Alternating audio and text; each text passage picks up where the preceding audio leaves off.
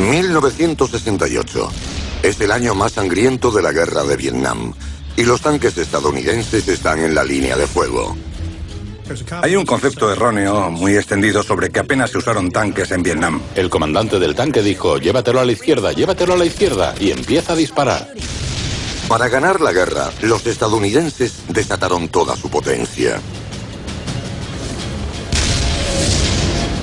La potencia de fuego de nuestros dos tanques era devastadora. Las tropas norvietnamitas contraatacaron, enviando sus propios tanques a la batalla. Solo recuerdo ver un proyectil que se dirigía hacia nosotros. Ahora norte y sur luchan por decidir el destino de Vietnam. Tanque contra tanque. En la fase final de la guerra, los tanques norvietnamitas resultaron decisivos.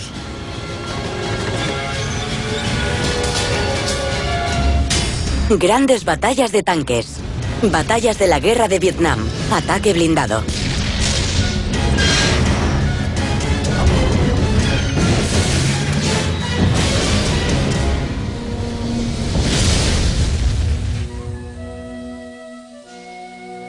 Esta es la ciudad de Hue, en el centro de Vietnam. Con su ciudadela y templos históricos, Hue siempre ha sido muy apreciada por los vietnamitas como antigua capital imperial y centro neurálgico de su cultura. Pero hoy, muchos de sus edificios están en ruinas, llenos de agujeros de bala y cañonazos. Cicatrices de la lucha que el pueblo de Vietnam llama la guerra estadounidense.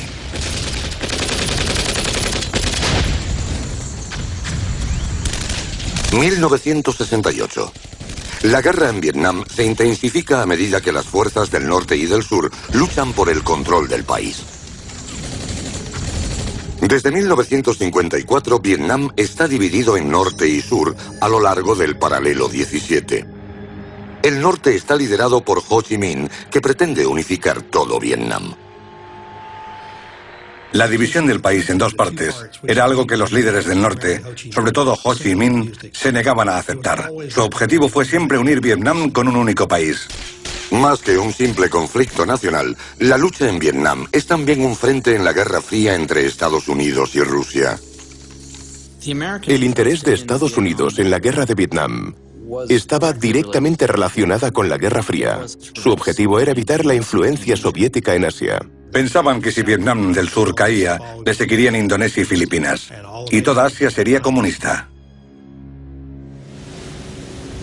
En 1965, los líderes estadounidenses pensaban que la única forma de detener a Ho Chi Minh era enviando fuerzas terrestres a Vietnam.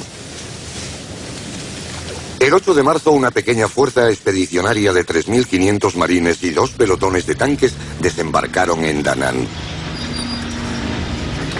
Pero se ven atrapados en infinidad de ataques de guerrilla perpetrados por los comunistas. Las emboscadas, los lanzacohetes y las minas terrestres causan numerosas bajas entre los estadounidenses. Los tanques estadounidenses no estaban listos para la guerra de Vietnam en 1965, pero debemos ser más amplios en esa afirmación. El ejército americano no estaba preparado. En un esfuerzo por aplastar al enemigo, Estados Unidos aumenta el número de soldados a 500.000 y su fuerza blindada lo hace en cientos de tanques. De 1965 a 1968, el número de soldados y tanques aumentó enormemente en Vietnam del Sur, porque se pensaba que los comunistas iban a lanzar operaciones más convencionales. Los comandantes del norte se preparan para una gran ofensiva. En 1968 atacarán todo Vietnam del Sur durante las vacaciones del Año Nuevo Lunar, conocido como Tet. Y los estadounidenses tendrán la oportunidad que estaban buscando de destruir al enemigo con su abrumadora potencia de fuego. Pensaban que podían derrotar a los comunistas arrastrándolos a una batalla convencional. Enero de 1968. Comienza un año fatídico en la guerra de Vietnam. En la ciudad de Hue, las calles están llenas de vietnamitas que celebran el Año Nuevo. Y entre ellos se encuentran miles de combatientes comunistas que se han infiltrado en la ciudad disfrazados de civiles. 31 de enero. Las explosiones estremecen la ciudad. Comienza la ofensiva del Tet. 75.000 comunistas atacan pueblos y ciudades de todo Vietnam del Sur.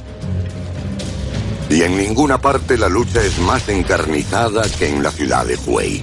Los soldados estadounidenses y survietnamitas se ven abrumados por los miles de guerrilleros que aparecen de la nada. En un solo día los comunistas se hacen con el control de gran parte de Hue. La ciudad de Hue tenía una importancia simbólica para los vietnamitas del sur, ya que era la antigua capital del país. Rápidamente llegan refuerzos estadounidenses y survietnamitas, incluidos los M-48 del 3er Batallón de Tanques de la Infantería de Marina. Nos habían entrenado para combatir en la selva, para luchar entre la maleza, en un país del tercer mundo, y de repente estábamos en medio de una ciudad. Cuando llegué había edificios en llamas, había incendios por toda la ciudad, y los soldados luchaban calle por calle y casa por casa. Nos llamaron y dijeron, vamos, montad. Así que subimos a los tanques y salimos. El M-48 Patton es ideal para el combate tanque contra tanque, con un cañón de largo alcance de 90 milímetros y un blindaje frontal de 110 milímetros. Tiene mucha movilidad en campo abierto, pero en la ciudad es vulnerable en la corta distancia. El combate urbano siempre es desagradable porque se lucha a distancias muy cortas. Es como luchar en un laberinto tridimensional. Llegamos a la esquina de una calle. Miré a través del pequeño periscopio. De repente vi en la distancia a un par de figuras corriendo. El comandante del tanque dijo, llévalo a la izquierda, llévalo a la izquierda. Dijo, llévalo más a la izquierda y empieza a disparar.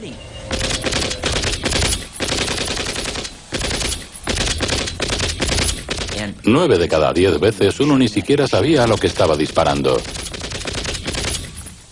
Fueron 5 minutos de acción intensa y luego nos retiramos. Pero en Hue no hay un frente del que retirarse. La lucha está en todas partes. Estacionamos los tanques y esperamos a que volvieran a llamarnos para intervenir. La primera vez, yo no quería salir del tanque porque había norvietnamitas por todas partes. Los tanques en concreto son vulnerables cuando hay cerca ventanas, puertas o edificios en ruinas, ya que se pueden atacar desde el nivel del suelo o desde arriba. Había 2 tanques, uno al lado del otro. 2 de sus tripulantes habían salido y estaban sentados fuera. El mortero norvietnamita cayó justo entre los 2 tanques y alcanzó a 2 o 3 soldados. De los 14 o 15 tripulantes que salieron aquel día, casi todos tuvieron que ser evacuados y reemplazados.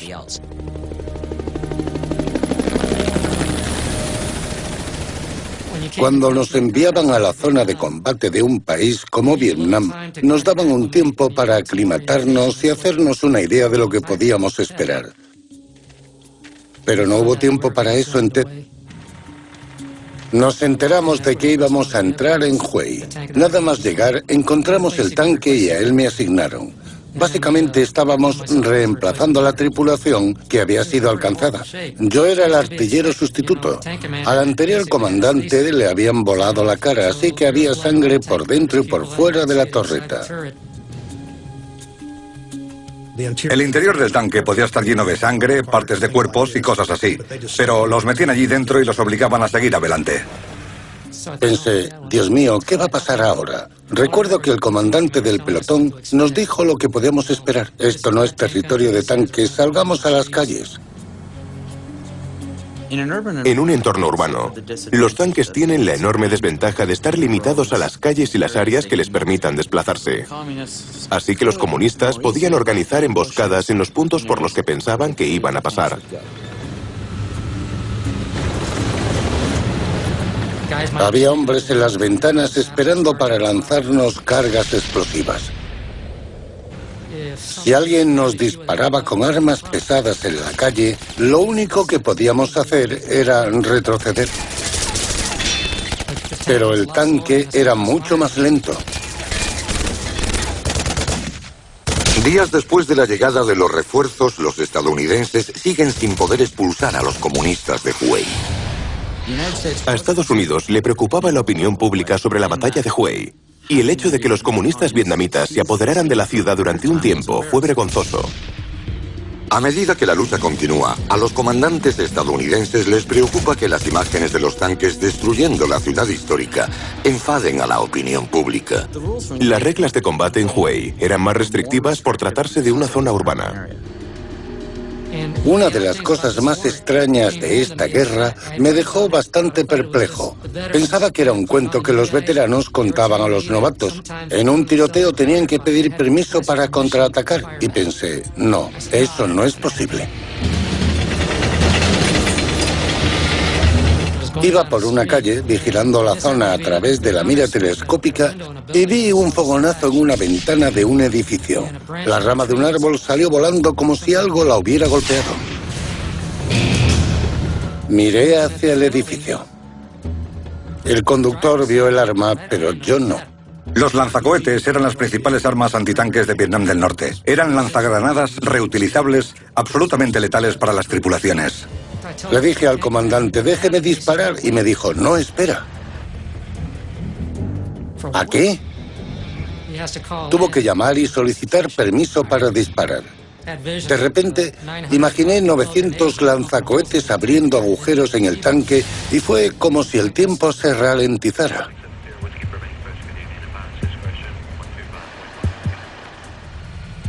El comandante del tanque recibió permiso y yo hice un agujero en el edificio.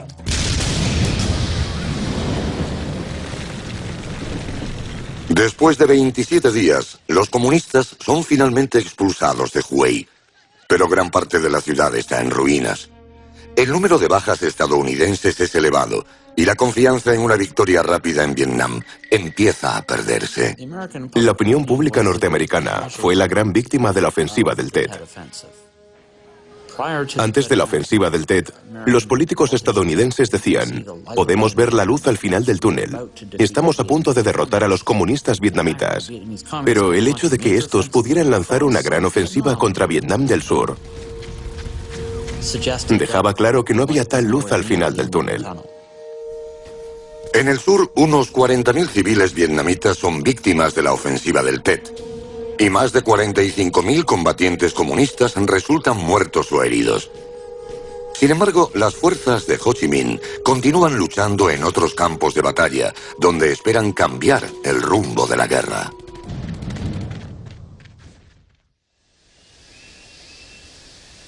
Las remotas montañas del centro de Vietnam.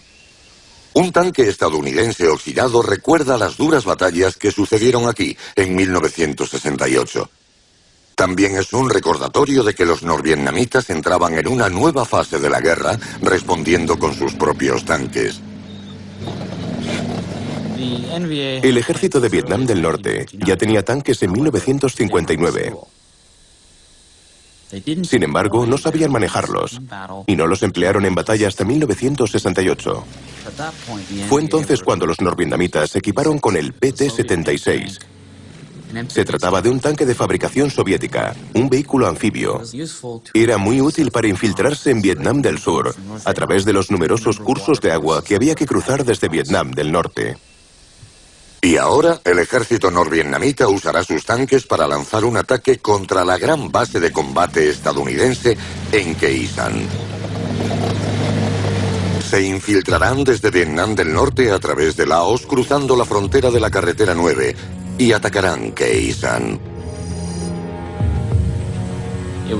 Se pensaba que la toma de Khe Sanh era el preludio de una operación a mucha mayor escala para invadir parte de las provincias del norte de Vietnam del Sur. Hacerse con las provincias del norte habría sido una victoria palpable.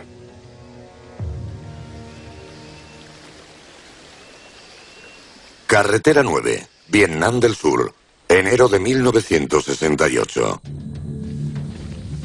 El ejército de Vietnam del Norte comienza su avance por la carretera.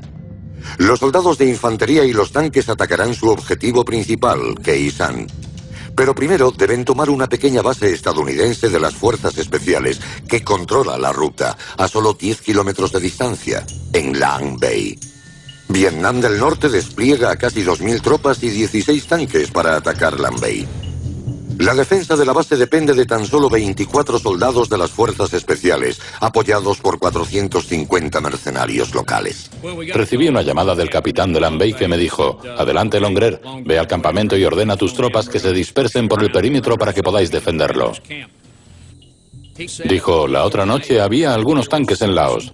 Pensaban que había alrededor de 3 o 4. Y yo le dije, de acuerdo, pero ¿por qué nos da esa información? Hasta el momento no habían utilizado tanques en Vietnam del Sur y lo que sucedía en Laos era asunto suyo. Así que nada más llegar establecimos nuestras posiciones, empezamos a cavar búnkeres y todo eso.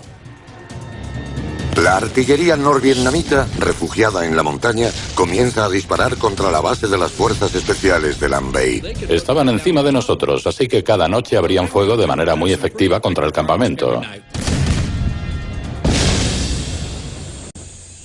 6 de febrero de 1968. Cae la noche sobre la base de las Fuerzas Especiales en Lang Bay. En ese instante nos dimos cuenta de que había llegado el momento. Los comunistas están a punto de lanzar su ataque. Y liderando el asalto estarán los PT-76 del 198 Batallón de Tanques del Ejército de Vietnam del Norte. El PT-76 es un tanque ligero de diseño soviético tripulado por 3 personas. Está armado con un cañón principal de 76,2 milímetros, pero solo tiene 17 milímetros de blindaje frontal. Los norvietnamitas usaron tanques en Lang Bay por primera vez, y aquel fue el inicio de un cambio de estrategia.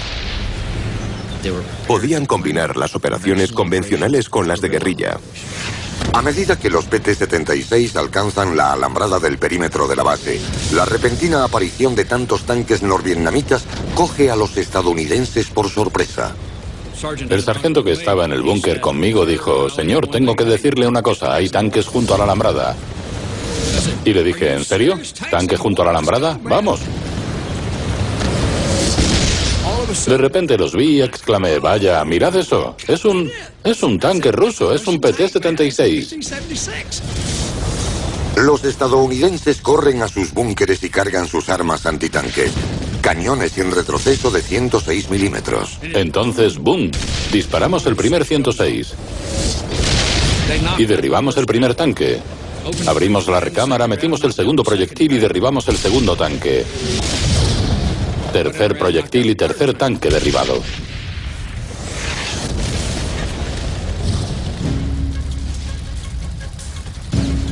Pero los estadounidenses no tardan en quedarse sin munición para los cañones, y el ejército norvietnamita envía más tanques al ataque.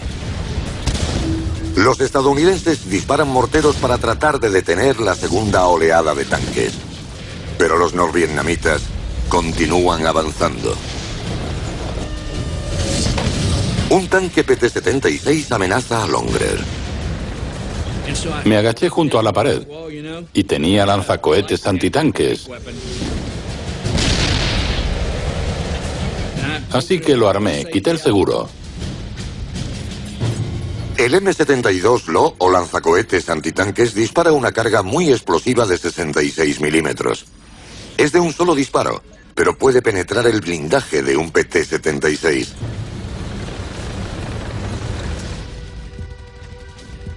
Apreté el gatillo, lo tiré y dije, dadme otro. El M-72 resulta ser poco fiable y el tanque PT-76 se aproxima.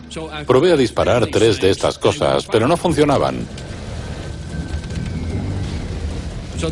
Así que la tercera apunté con la mira a la parte frontal del tanque, donde pensaba que debía ir el conductor. E hice... ¡pum! Vi como el proyectil volaba en su dirección. Y lo alcanzó directamente. ¡Bum! E hizo... Salió volando hacia arriba. Yo pensé, se supone que no debía hacer eso. El cohete rebota contra el PT-76 sin estallar, pero la tripulación del tanque centra su atención en el búnker estadounidense. Entonces el tanque se detiene. ¡Clan, clan, clan! Y hace... Comienza a mover su enorme cañón contra nosotros. Y pensé, hay que salir de este búnker.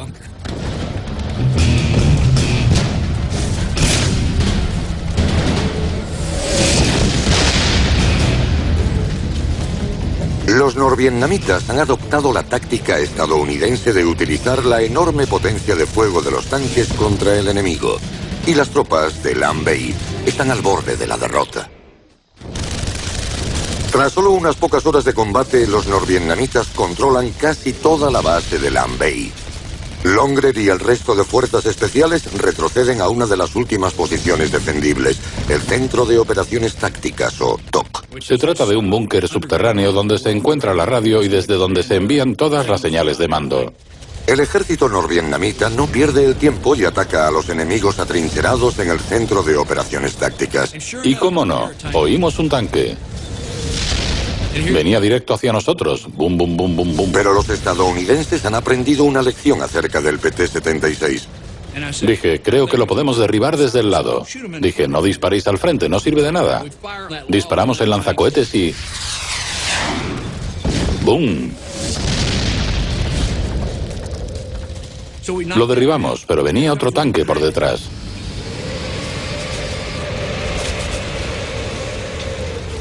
Así que disparé.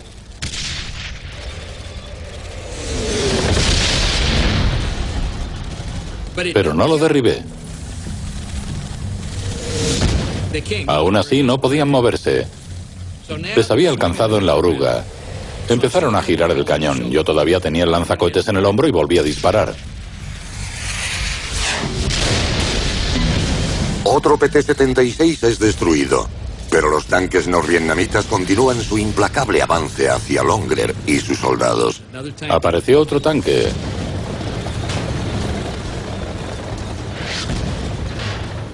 Y de nuevo el cañón empezó a hacer... Sabía lo que iba a suceder. Sin apenas armas antitanque, Longred se adentra en el TOC en busca de más. Corrí por las escaleras. Y en cuanto llegué a la planta de abajo, ¡boom! La fuerza del estallido me lanzó por la puerta. Y ese fue prácticamente el principio del fin para nosotros. Los tanques norvietnamitas invaden Lam Bay. Atrapados en el TOC, los estadounidenses se niegan a rendirse. Se metían por los agujeros, nos lanzaban granadas, nos disparaban y de repente...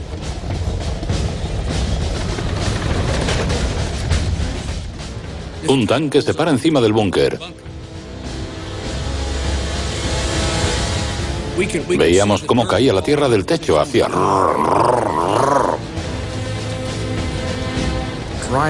Conducir aquella bestia de acero de varias toneladas sobre el búnker y hacerla girar encima una y otra vez era, a su entender, el mejor modo de obligarlos a rendirse.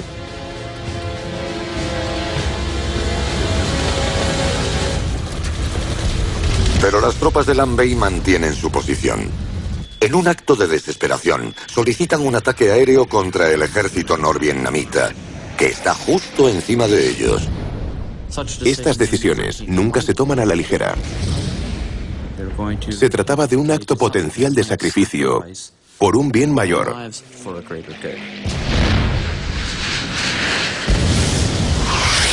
La peligrosa táctica da resultado, ya que los ataques aéreos obligan a los tanques y a la infantería norvietnamita a retirarse, de modo que las tropas estadounidenses pueden escapar. El 7 de febrero, los norvietnamitas finalmente toman Lam Bay. Pierden 7 tanques en el ataque, pero demuestran que sus fuerzas blindadas pueden ser decisivas contra los estadounidenses. Con Lam Bay eliminado, el ejército de Vietnam del Norte se centra en atacar a su principal objetivo, la base estadounidense de Khe Sanh. Los supervivientes de Lam Bay, incluido Longer, llegan a Khe Sanh. De los 24 estadounidenses de la base de las fuerzas especiales, quedan 3. Pero pronto se dan cuenta de que han cambiado un infierno por otro. Khe Sanh está siendo bombardeada por la artillería enemiga y caen proyectiles cada 10 segundos. A principios de 1968, Khe Sanh estaba rodeado. Las fuerzas de Vietnam del Norte la aislaron inmediatamente antes de la ofensiva del Tet y la sometió a un bombardeo prolongado.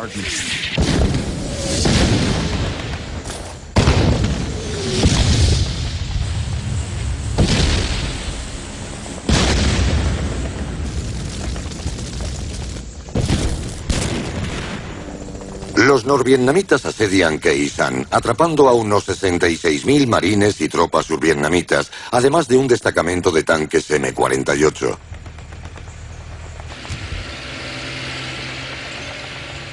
Me ofrecí voluntario para trabajar en un tanque y también para ir a Khe Sanh. Para mí, el asedio a Khe Sanh fue lo más parecido al infierno que he vivido nunca.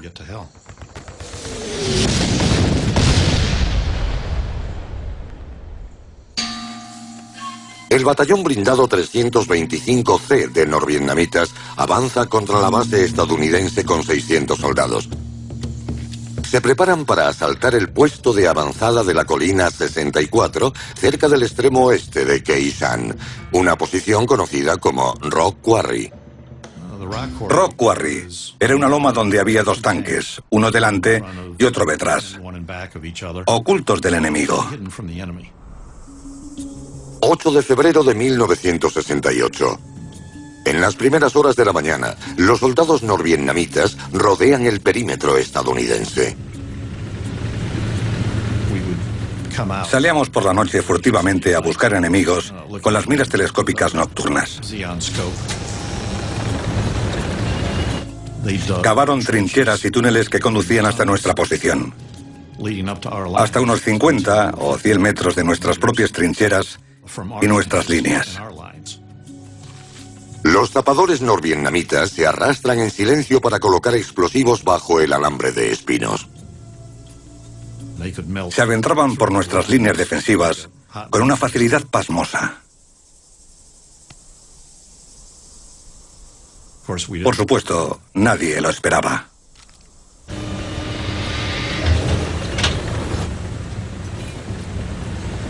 Los comandantes norvietnamitas dan la señal de ataque. Oí claramente la corneta y supe lo que significaba. Entonces vi las bengalas. Es la señal para detonar la dinamita y abrir brechas en el perímetro.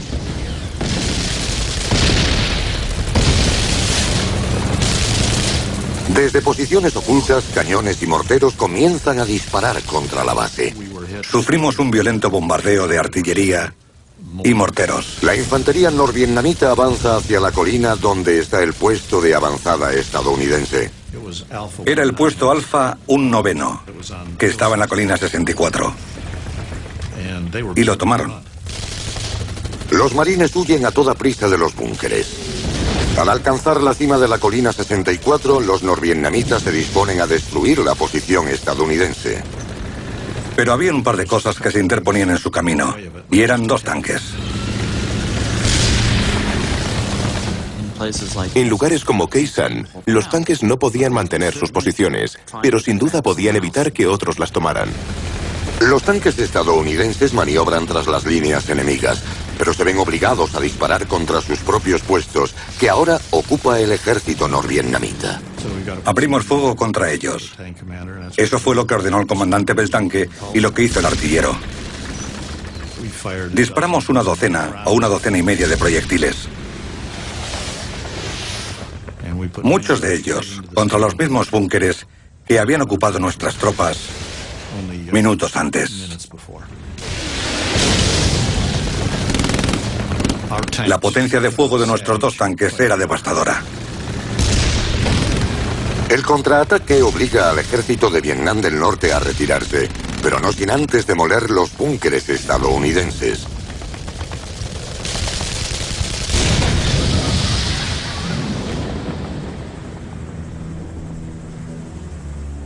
En la batalla por la colina 64, los norvietnamitas pierden a 150 combatientes. Los tanques jugaron un papel fundamental en el asedio de Khe Sanh. Demostramos al enemigo que podíamos llegar donde fuera necesario y además podíamos lograrlo en cuestión de minutos.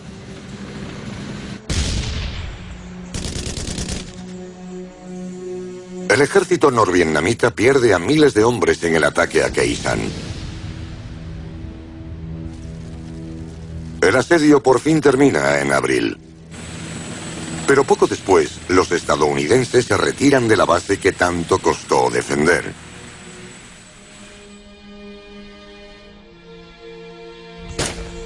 ...1968 es el año más mortífero de la guerra para los Estados Unidos, con más de 15.000 estadounidenses muertos en combate. La elevada cifra de muertos aviva el movimiento antibélico, con protestas por todo el país y el mundo. 1968 representa un punto de inflexión para la disposición del pueblo estadounidense a luchar. La gente en Estados Unidos se dio cuenta de que iban a pagar un costo demasiado elevado para salvar a Vietnam del Sur de manos de los comunistas. Y es en ese punto cuando empiezan a manifestarse en contra, mucho más que antes.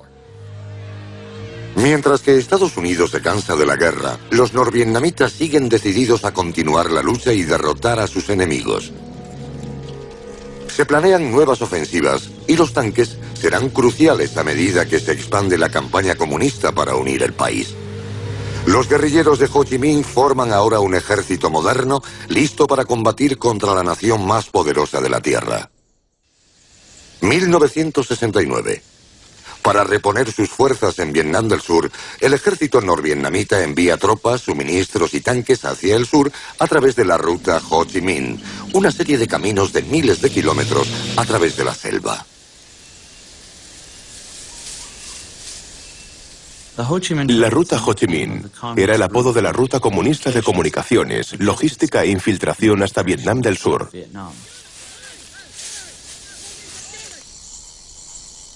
Para interrumpir la cadena de suministros del enemigo, los estadounidenses cuentan con una línea de bases a lo largo de la ruta Ho Chi Minh, desde la que atacan a los comunistas. Una de las más aisladas es el campamento de fuerzas especiales de Ben Het. Está ubicado en las montañas centrales de Vietnam del Sur, cerca de donde la ruta Ho Chi Minh atraviesa las vecinas Laos y Camboya. Ben Het era un objetivo importante debido a su localización. Tomar Ben Het les habría abierto la puerta a Vietnam del Sur y habrían podido llevar a cabo operaciones que habrían dividido al país en dos. La base ocupa 3 colinas. La del oeste es la más cercana a la ruta. Está protegida por los tanques de la compañía B del primer batallón del 69 Regimiento Blindado del Ejército de Estados Unidos. A principios de 1969, los comandantes norvietnamitas deciden atacar Ben Het. Encabezando la ofensiva hay hasta 10 tanques PT-76. El ejército de Vietnam del Norte creía que los tanques serían decisivos en Ben Het.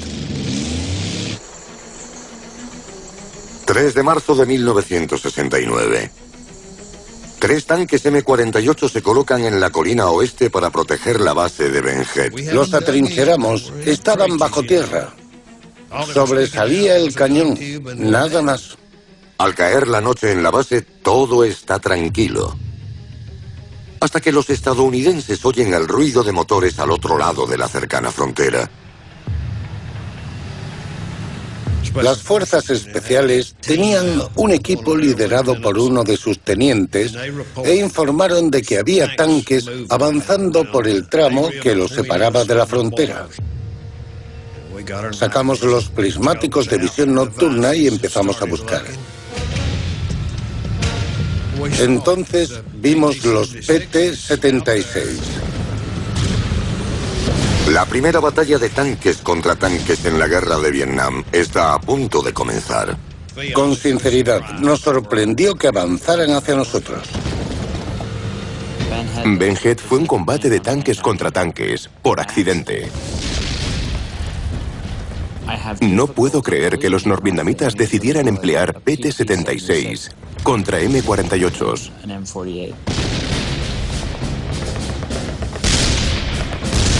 Dos PT-76 quedan rápidamente fuera de combate. Pero el tercero se acerca a los tanques estadounidenses y abre fuego.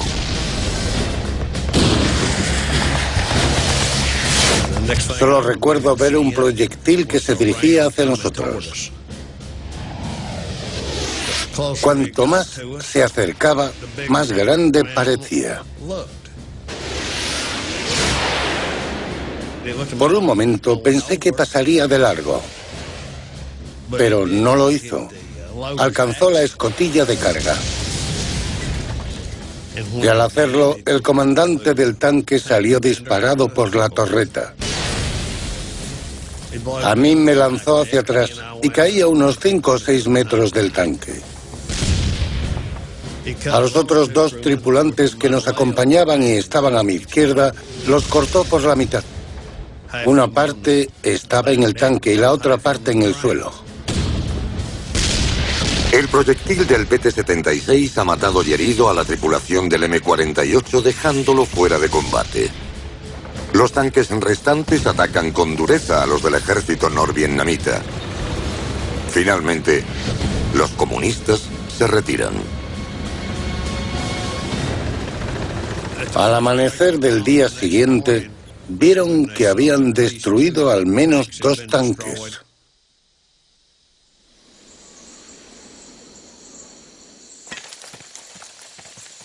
Aunque Vietnam del Norte lanzará más ataques de infantería y de artillería en los meses siguientes, no lograrán capturar Ben Het. Pero la batalla de tanques contra tanques marca una mortífera escalada bélica en el conflicto. El uso de tanques del ejército norvietnamita representa un aumento de su seguridad y capacidad de librar una guerra convencional. En julio de 1969, más de 40.000 estadounidenses han muerto en Vietnam. Y el final de la guerra sigue sin estar próximo.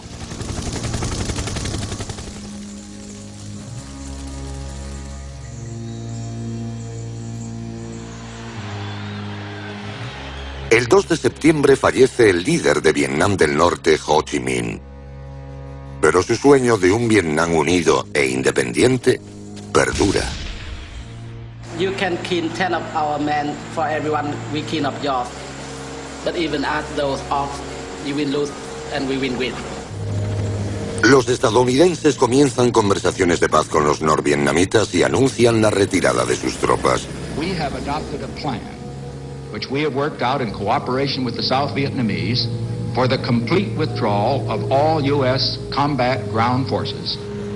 Los tanques estadounidenses habían estado entre los primeros en llegar a Vietnam del Sur cuando Estados Unidos pensaba conseguir una victoria rápida con su abrumadora potencia de fuego. Ahora son los primeros en volver a casa.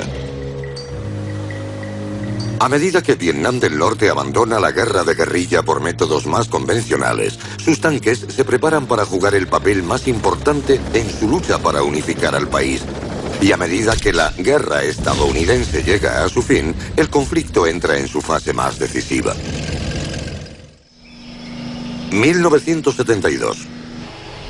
La mayor parte de las fuerzas estadounidenses se retiran de Vietnam del Sur, dejando la defensa en sus manos. Debido a la retirada estadounidense, la economía de Vietnam del Sur se debilitó.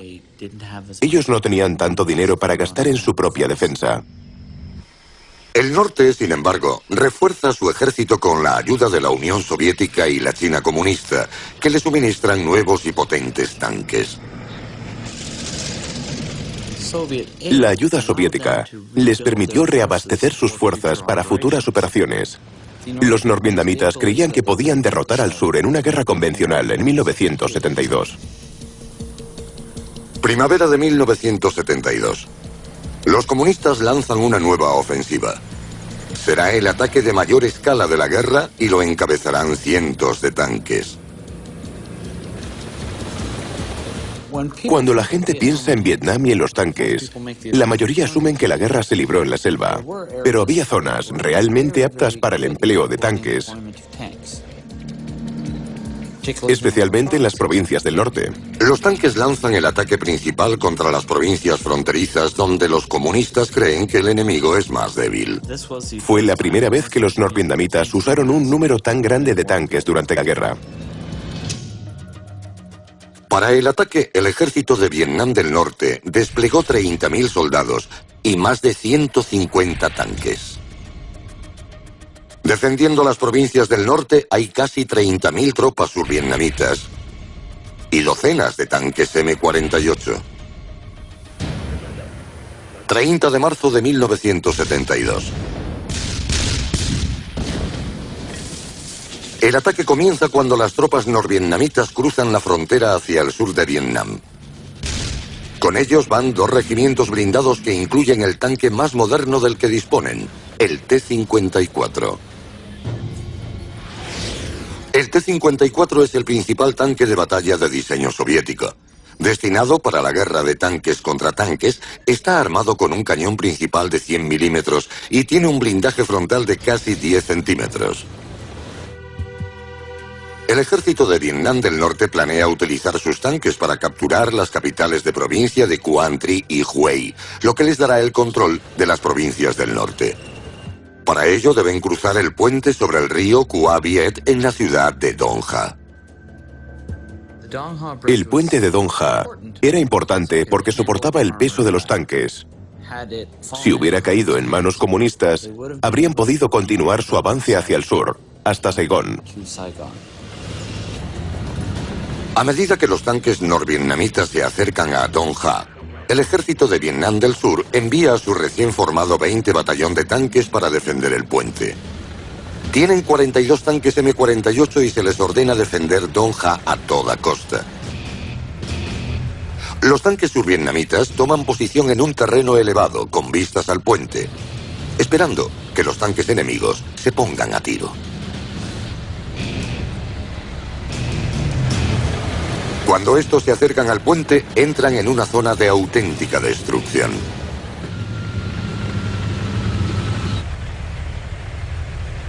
Los survietnamitas abren fuego con una precisión mortal.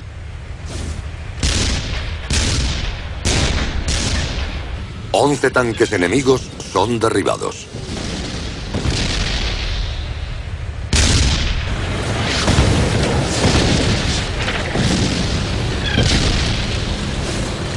Pero un T-54 llega al puente y comienza a atravesarlo.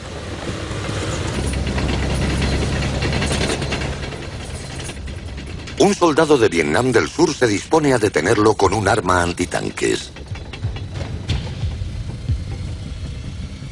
Si el puente es capturado intacto, su ejército podrá avanzar hasta la ciudad de Quang Tri. Falla su primer disparo.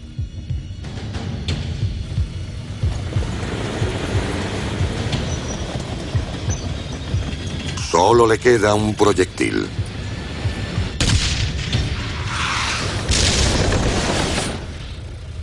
El segundo disparo alcanza la torreta del tanque enemigo. El T-54 dañado se retira.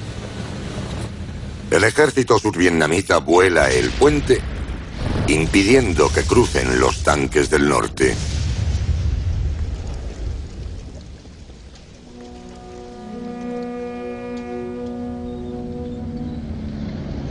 La ofensiva comunista continúa durante otros 7 meses, durante los cuales el ejército de Vietnam del Norte pierde cientos de tanques, pero se hacen con el control de un 10% de Vietnam del Sur. Los comunistas vietnamitas creían que el final estaba a la vista. A principios de 1975, los norvietnamitas lanzan otra ofensiva.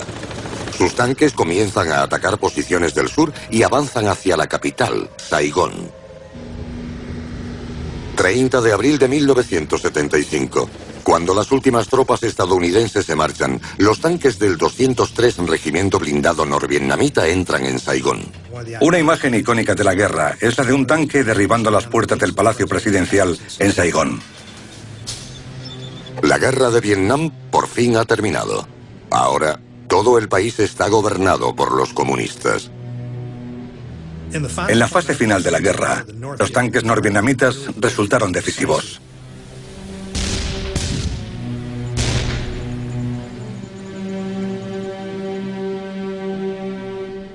Más de 2 millones de vietnamitas mueren en las batallas que se libran por todo el país. Los cementerios de guerra y los monumentos son un testimonio del terrible precio que pagaron por la unificación y la independencia.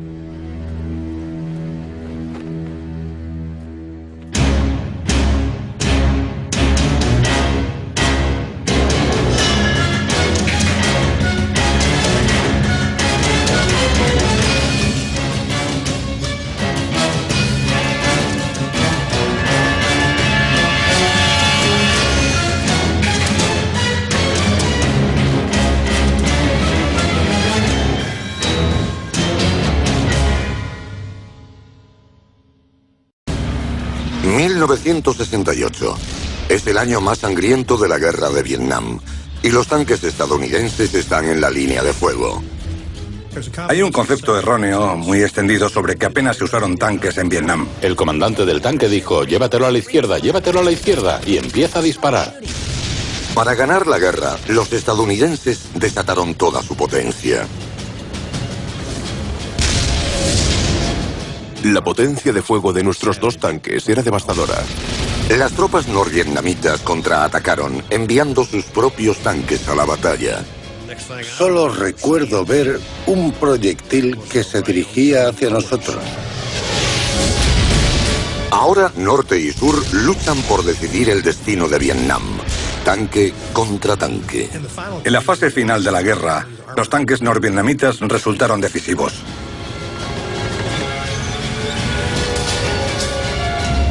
Los líderes estadounidenses pensaban que la única forma de detener a Ho Chi Minh era enviando fuerzas terrestres a Vietnam.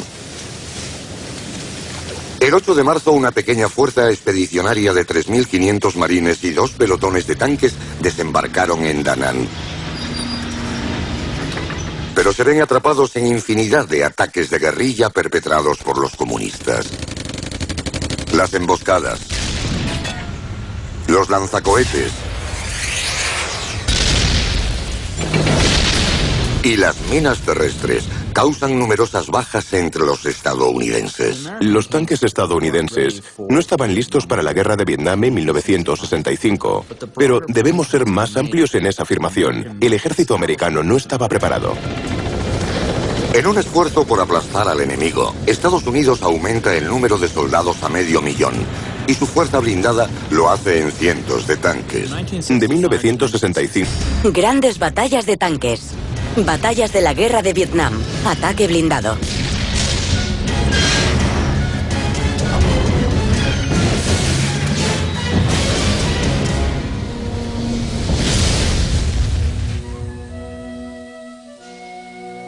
Esta es la ciudad de Hue en el centro de Vietnam. Con su ciudadela y templos históricos, Hue siempre ha sido muy apreciada por los vietnamitas como antigua capital imperial y centro neurálgico de su cultura. Pero hoy, muchos de sus edificios están en ruinas, llenos de agujeros de bala y cañonazos. Cicatrices de la lucha que el pueblo de Vietnam llama la guerra estadounidense.